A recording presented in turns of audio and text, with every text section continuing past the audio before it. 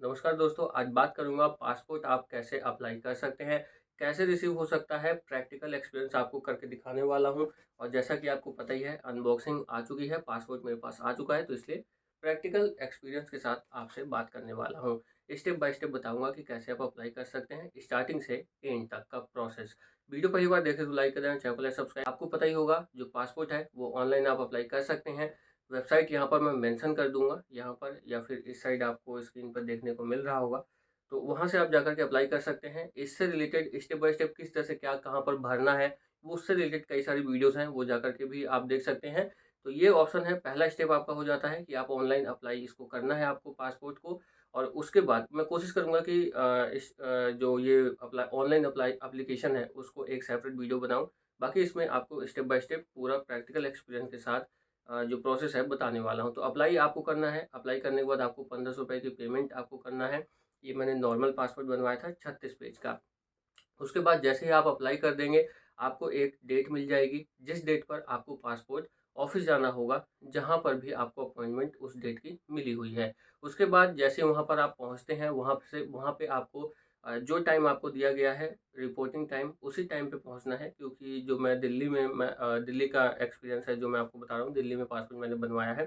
तो वहाँ पर जो टाइमिंग है, वही उसी टाइमिंग पे आपकी एंट्री वहाँ पर होने वाली है। पहले भी आप सोचें कि पहले चले जाएँ, तो ऐसा नहीं है कि आप पहले जाएँगे तो आपको जल्दी से आपका काम खत्म होने वाला है, आपको एंट्री उसी वक़्त मिलेगी। क्योंकि ऑलरेडी आपसे पहले जो टाइमिंग दिया गया है जिनको, उनकी एंट्री होती है और उसके बाद वो पासपोर्ट बनवाते हैं। फिर वो जब उनका टाइम जिस टाइम पे उनका रहता है, वो जब खत्म होता है तो ज़ाहिर-सी बात है अंदर लोग कम होंगे, फिर जब आपका टर्न होगा, तो आपकी टाइमिंग पर आपको अंदर जाने दिया जाएगा। उसके बाद बात कर लेते हैं, जब आप अंदर पहुँच जाते हैं ऑफ़िस, जो भी डेट आपको मिलती है, उसके बाद आपको चेकिंग की जाती है। और वहाँ पे जिसका पासपोर्ट बन रहा होता है, वही सिर्फ़ पासपोर्ट ऑफ़िस के अंदर जाता है। तो आप अपने जो रिलेटिव्स हैं, उनको आप ऑफ़िस के बाहर आपको रखना पड़ेगा। उसके बाद बात कर लेते हैं, जब आप अंदर जाते हैं, तो डॉक्यूमेंट्स चेक किए जाते हैं पहले स्टेप में। और डॉक्यूमेंट्स जब आपके चेक हो रहे होते हैं, तो वहीं पे आपके ओरिजिनल आधार कार्ड, पैन कार्ड और 10th का सर्टिफ़िकेट, जो मेरा लगा, नॉर्मल मैंने बनवाया था, तो ये आपको ले जाना है। जो भी डॉक्यूमेंट्स आप सपोर्टिंग में वहाँ पर दे रहे हैं, उसकी फ़ोटोकॉपी नहीं, आपको ओरिजिनल भी साथ लेकर के जाना है। फ़ोटोकॉपी तो आप साथ ले ही जाएँगे। और जो फ़ोटोकॉपी आप जिस भी डॉक्यूमेंट्स का ले जा रहे हैं, उसका ओरिजिनल कंपल्सरी है और वो चेक करते ही करते हैं, तो वो भी आपको ले जाना है।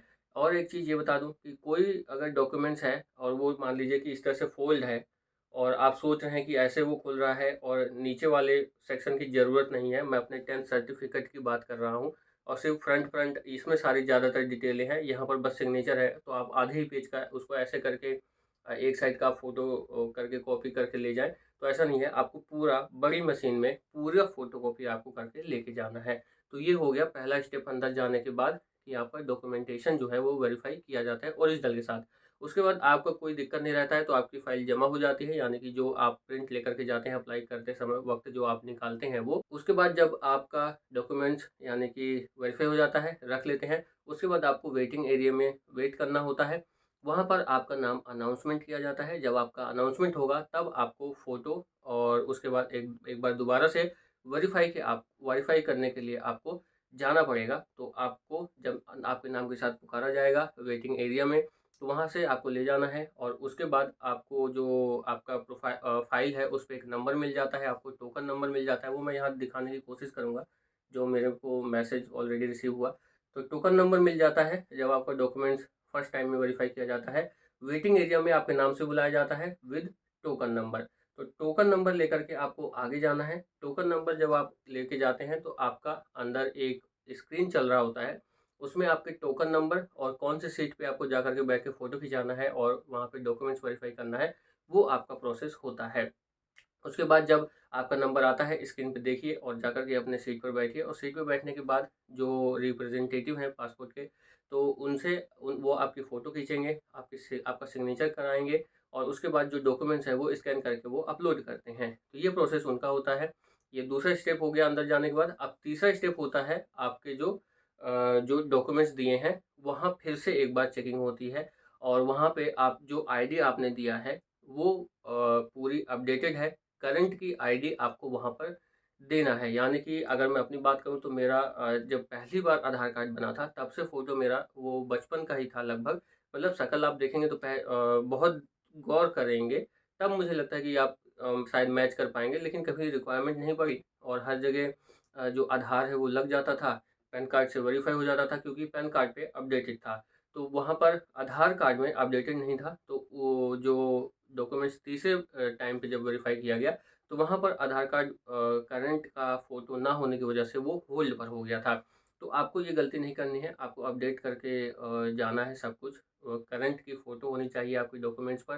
करंट के इन द सेंस कि 2 साल, 3 साल मतलब आप जो जा रहे हैं आप वहाँ पर पासपोर्ट बनवाने, तो आपका फ़ेस ऐसा आईडी पे लगना चाहिए कि हाँ, आप ही वहाँ पर प्रेज़ेंट हैं। तो वहाँ पर डॉक्यूमेंट तीसरे स्टेप में आपको फिर से डॉक्यूमेंट्स वेरीफ़ाई करना होता है और आपका जो फ़ोटो है आईडी पर और जो आप प्रेज़ेंट में मौजूद हैं, वो वेरीफ़ाई किया जाता है।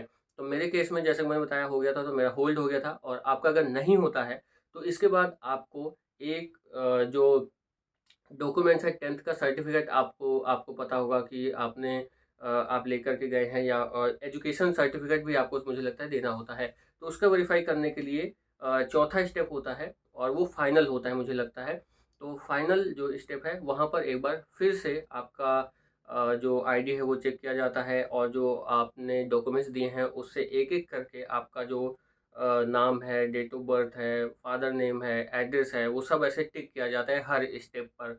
मतलब हर जो भी जहाँ पर भी डॉक्यूमेंट्स वेरीफ़ाई किया जाता है। तो चौथे स्टेप में आपका डॉक्यूमेंट्स वेरीफ़ाई हो जाता है और उसके बाद आपको पेपर रिसीव होता है जो आप प्रिंट लेकर के जाते हैं और उसके बाद जो आप फ़ोटो खिंचाते हैं वहाँ पर, तीसरी बार जहाँ पर आप वेरीफ़ाइड डॉक्यूमेंट्स करते हैं वहाँ पर और चौथी बार जहाँ पे आप फाइनल करते हैं वहाँ पर आपको बोल दिया जाता है कि आपका जो पासपोर्ट है एप्लीकेशन है वो एक्सेप्ट हो गया है और अब आप घर जाइए।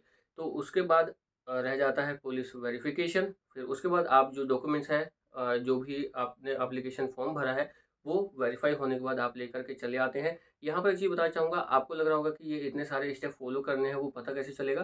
तो आप वहाँ अंदर जब आप जाते हैं, तो आप देख कर के कुछ तो समझ जाते हैं और कुछ वहाँ पे रिप्रेजेंटेटिव्स उनके होते हैं पासपोर्ट ऑफ़िस के, तो उनसे बात भी आप कर सकते हैं। और फिर उसके बाद आप जब वहाँ से चौथा स्टेप पूरा करके निकलते हैं और वो बोलते हैं कि आप घर जाइए, अब पुलिस वेरिफ़िकेशन होगा, तो आप डॉक्यूमेंट्स लेकर के अपने घर आ जाइए और यानी कि जो एप्लीकेशन फ़ॉर्म है, उसके बाद जब आप घर आ जाते हैं, तब होता है आपका पुलिस वेरिफ़िकेशन। पुलिस वेरिफ़िकेशन होता है और जब वो आते हैं, तो आप जो फ़ॉर्म लेकर के वहाँ से आए थे, वेरीफ़ाई करवा कर के अपना डॉक्यूमेंट्स, अपना फ़ेस, फ़ोटो, सिग्नेचर सब करके, तो वो फ़ॉर्म आप पूरा लेकर के आप घर आ जाते हैं और घर में जो फ़ॉर्म होता है, वही फ़ॉर्म आपको पुलिस वेरिफ़िकेशन के लिए जो सर आते हैं, उनको आपको देना है। वो आपको दोबारा से वेरीफ़ाई करेंगे, डॉक्यूमेंट्स वग़ैरह लेंगे और फिर आपको आप अब जैसे मैं यहाँ का था दिल्ली का और वैसे यूपी का हूँ, तो मुझे यूपी का भी डॉक्यूमेंट्स दिखाना पड़ा, जो पुलिस वेरिफ़िकेशन हुआ था उस वक़्त। तो जब आप क्योंकि बर्थ ऑफ प्लेस भी पूछा जाता है उसमें और जो पासपोर्ट है आपका, जैसे जो ये वाला, तो इसमें फ्रंट में आपका जो प्लेस ऑफ बर्थ है वो रहता है और बैक साइड में जो एड्रेस रहता है वो आपका करंट एड्रेस रहता है। तो वहाँ पर जो आपका प्रूफ़ है वो करंट एड्रेस पे अगर आप स्टार्टिंग से रह रहे हैं, क्योंकि मैं यूपी से हूँ और दिल्ली में भी रह रहा हूँ, तो दोनों जगह का प्रूफ़ मुझे देना पड़ा पुलिस वेरिफ़िकेशन के टाइम पर। अब बात कर लेते हैं विटनेस की, तो विटनेस मेरे में नहीं लिया गया। उनका ये कहना था कि अभी आपका जो डॉक्यूमेंट्स है वो पर्याप्त है और आप कहाँ के हैं और आप इंडिया के ही हैं कि या नहीं, वो जो इलाहाबाद का एड्रेस प्रूफ था वो मैंने दिया था। तो उसमें अगर डॉक्यूमेंट्स की बात करूँ तो उसमें मेरे दादाजी का जो पहचान पत्र है वो था, तो वो वहाँ पर लग गया था और जो मेरी मम्मी है उनका भी वहाँ का था, वो लग गया था। तो वो चीज़ आपको देना है। आपके कोई रिलेटिव्स हैं, अगर मान लीजिए कि आपकी फैमिली मेंबर में किसी का नहीं है, तो ये चाहिए आप शायद शायद इस पे कंफर्म नहीं हूँ कि आप अपने जो फैमिली मेंबर हैं, जो आपके गाँव में रह रहे हैं या फिर आप पहले जहाँ रह रहे थे, आप दिल्ली में आकर रह रहे हैं या शहर में आ गए हैं, तो वहाँ का मुझे लगता है कि उनका प्रूफ़ आप दे सकते हैं। ये दे दिया, तो ये इससे वेरीफ़ाई हो गया कि हम यूपी के थे। उसके बाद दिल्ली के लिए आधार पैन कार्ड लग ही गया और साथ ही साथ जो अभी घर पे रह रहे हैं उसका बिजली का बिल लिया गया था, जो आपका एड्रेस है। तो ये हुआ पुलिस वेरिफिकेशन और वहाँ पर विटनेस नहीं लिया गया। अभी, और मैंने पूछा कि पहले विटनेस लेते थे, तो उनका ये कहना था कि अभी अगर डॉक्यूमेंट्स पर्याप्त हैं और वो सैटिस्फाइड होते हैं तो विटनेस की रिक्वायरमेंट शायद नहीं रहती है। उसके बाद बात कर लेते हैं इसके बाद क्या हुआ। तो इसके बाद जो आप वहाँ से फॉर्म एप्लीकेशन फॉर्म लेकर के आए थे, वो जो सर आते हैं पुलिस वेरिफिकेशन करने के लिए, वो लेकर के वो चले जाते हैं विद डॉक्यूमेंट्स जो उनको सपोर्टिंग में चाहिए होता है। तो वो फ़ोटोकॉपी आपको करा के दे देना है। फिर वो लेकर के चले जाते हैं। उसके कुछ दिन बाद अगर आपका एक्सेप्ट हो जाता है, कोई दिक्कत नहीं होती है। यहाँ पे एक चीज़ और कहना चाहूँगा, पुलिस वेरिफ़िकेशन इसलिए किया जाता है कि आप पे कोई केस तो नहीं चल रहा है, कोई क्रिमिनल केस तो नहीं चल रहा है, या कोई इल्लीगल कामों में तो आप संलग्न नहीं हैं, यानी कि कोई केस वग़ैरह आप पे तो नहीं हुआ, या पुलिस कस्टडी वग़ैरह में आप तो नहीं गए हैं, या फिर यूँ कह लीजिए कि आपका सिंपल सीधी भाषा में आप समझिए कि यहाँ पर कोई केस वग़ैरह तो नहीं चल रहा है, या कोई पुलिस केस या कोई जो थाने वगैरह के चक्कर तो आपके नहीं लग रहे हैं आप के ऊपर, तो वो वेरीफाई करके जाते हैं। सिंपल सी ये आप समझ लीजिए पुलिस वेरिफिकेशन का ये भी स्टेप है उनका, डॉक्यूमेंट्स के साथ-साथ। उसके बाद जब वो चले जाते हैं, तो अगर एप्लीकेशन पूरा कंप्लीट हो जाता है, कोई दिक्कत परेशानी नहीं आती है, तब आपका जो पासपोर्ट है वो 3 से 4 दिन के अंदर, 2 दिन के अंदर, अगर जैसे अब शहर में आप रह रहे हैं तो जल्दी आ जाता है। थोड़ा-सा गाँव में रह रहे हैं आप, या थोड़ा-सा शहर से दूर रह रहे हैं, तो हो सकता है कि स्पीड पोस्ट या फिर जो बाई पोस्ट आता है उसमें थोड़ा समय लग जाए। लेकिन अगर आप शहर में रह रहे हैं तो 2-3 दिन के अंदर आपको रिसीव हो जाता है।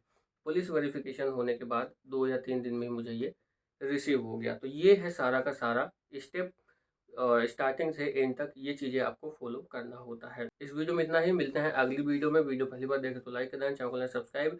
मेरे से कुछ रह गया है, जो स्टेप मैंने हो सकता है शायद मिस कर दिए हों, तो आप कमेंट करके डिटेल में बता सकते हैं, ताकि मुझे भी पता चले, लोगों को भी पता चले। मिलते हैं अगली वीडियो में। इस वीडियो में इतना ही। नमस्कार।